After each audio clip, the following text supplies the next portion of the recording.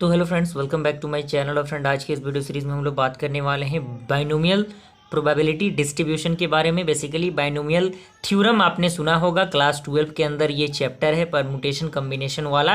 Class 11th में भी आपको पढ़ना है, तो कहीं ना कहीं ये कम्बिनेशन आपको हर जगह यूज़ होता है। और प्रोबेबिलिटी में तो ये कंडीशन होता ही यूज़ है, जिससे काफ़ी कॉम्प्लेक्स सवालों को ईजिली बनाया जा सकता है। तो यहाँ पे पी आपका क्या है, आपका प्रोबेबिलिटी ऑफ सक्सेस है, यानी किसी चीज़ की होने की प्रायिकता। और क्यू आपका क्या है, प्रोबेबिलिटी ऑफ फेलियर, यानी उसके नहीं होने की प्रायिकता। और इन दोनों को अगर हम जोड़ते हैं तो उसका वैल्यू क्या आता है, 1 आता है।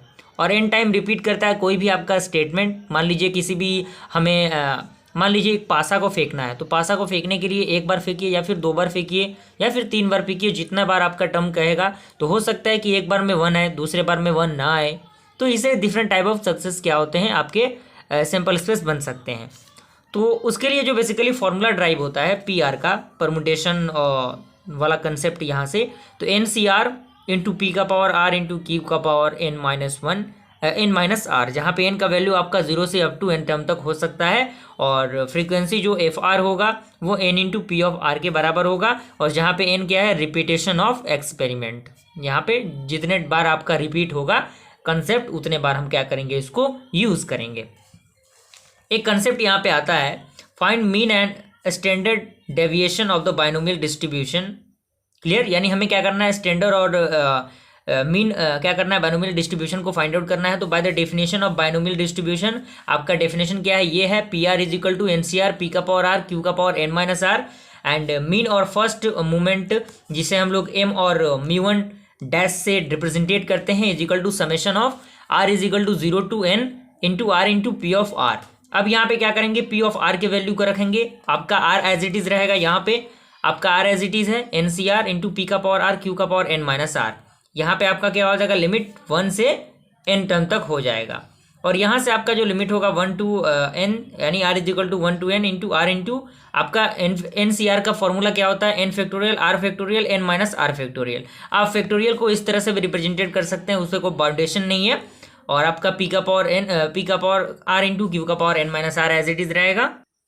उसके बाद इसका थोड़ा सा और हम सिंप्लीफिकेशन करेंगे, तो आपका R is equal to 1 to N into N minus 1 factorial into R minus 1 factorial N minus 1 minus R minus 1 का आपको बार दिख रहा होगा। बेसिकली ये बार को हम ब्रैकेट भी कह सकते हैं। आपका फैक्टोरियल है पी का power R plus R minus 1 plus 1, और यहाँ से क्यू का power N plus 1 minus R minus 1 का ऊपर आपका क्या है, कॉम्प्लीमेंट है। तो यहाँ से आप इसको थोड़ा सा सिंप्लीफाई करेंगे तो ये किसके इक्वल आएगा, एन पी प्लस क्यू का पावर एन माइनस 1 के टर्म में। और इसको थोड़ा सा अगर हम और सिंप्लीफिकेशन में लाएंगे तो एन पी इंटू 1 आएगा। तो यहाँ से मीन आपका क्या निकल जाएगा, एन इंटू पी निकल जाएगा। डैट मीन्स म्यू1 आपका बार क्या हो जाएगा, डैश क्या होगा, एन पी हो जाएगा। तो ये बेसिकली क्या है, मीन है। उसके बाद आपका आता है find the standard mean and standard deviation binomial distribution distributive and second about origin, यानी म्यू2 डैश आपको निकालना है। तो basically r is equal to 0 to n है r square p of are.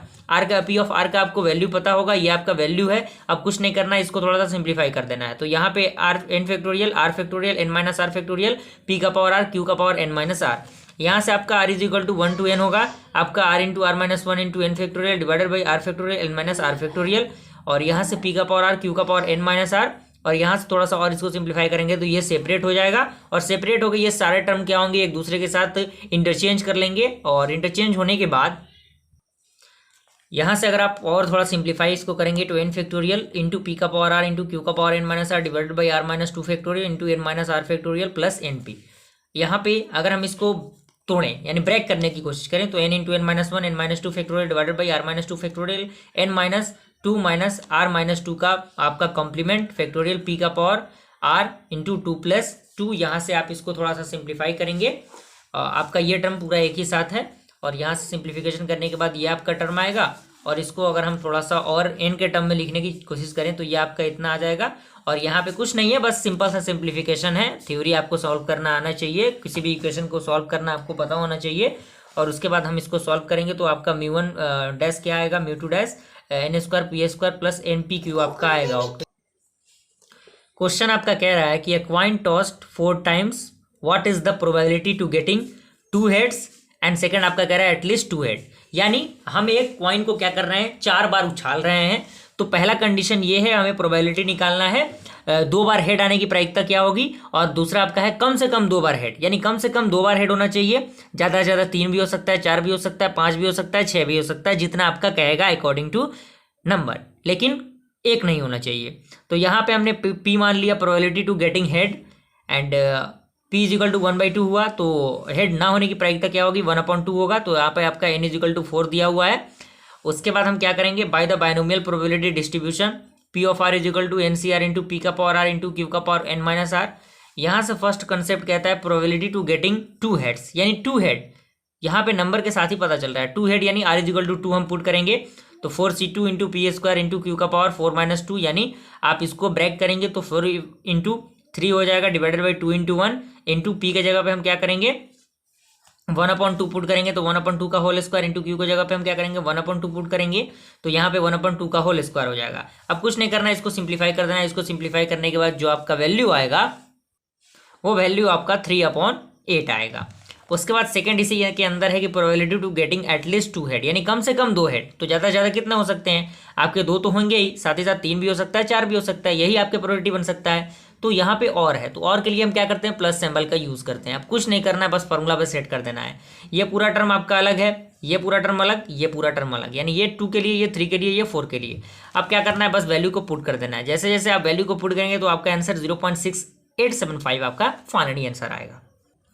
उसके बाद फ्रेंड आपका अगला क्वेश्चन कह रहा है कि the probability that a bomb dropped from a plane will strike the target is 1/5 if 6 bombs are dropped, find the probability. यानी एक बॉम्ब है जिसको एक टारगेट के द्वारा दिखाया जा रहा है और उसको 6 टाइम रिपीट किया जा रहा है, तो उसमें हमें प्रोबेबिलिटी फाइंड आउट करना है exactly 2 will strike the target, यानी कम से कम यानी एग्जैक्टली यानी एग्जैक्ट 2 आपके क्या कर रहे हैं, टारगेट को हिट कर रहे हैं। And second at least 2 will strike the target, यानी कम से कम 2 आपके क्या कर रहे हैं, स्ट्राइक टारगेट को हिट कर रहे हैं। ज़्यादा से ज़्यादा 3 भी हो सकता है, 4 भी हो सकता है, 5 भी हो सकता है, 6 भी हो सकता है। तो P क्या हो जाएगा 1/5 हो जाएगा, तो Q आपका क्या होगा 1 - P हो जाएगा, यानी 1 - 1/5 यानी 4/5।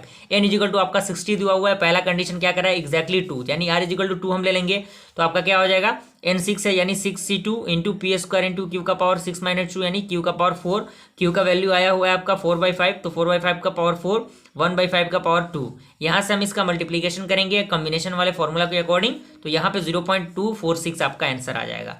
सेकंड आपका है एटलीस्ट 2 विल स्ट्राइक, यानी कम से कम 2, यानी 2 भी हो सकता है, 3 भी हो सकता है, 4 भी हो सकता है, 5 भी हो सकता है, 6 भी हो सकता है। अब क्या करना है, सारे को एक साथ कंबाइन कर देना है। आप चाहें तो अलग अलग भी कर सकते हैं, इसको ऐड करेंगे तो डायरेक्टली आ जाएगा आपका आंसर, लेकिन यहाँ पे हम फॉर्मूला के अकॉर्डिंग इसको हमने सेट किया है। तो सेट करने के बाद आप जैसे ही इसको सिंप्लीफाई करेंगे तो सिंप्लीफाई करने के बाद 0.345 आपका फाइनली आंसर आ जाएगा। क्लियर।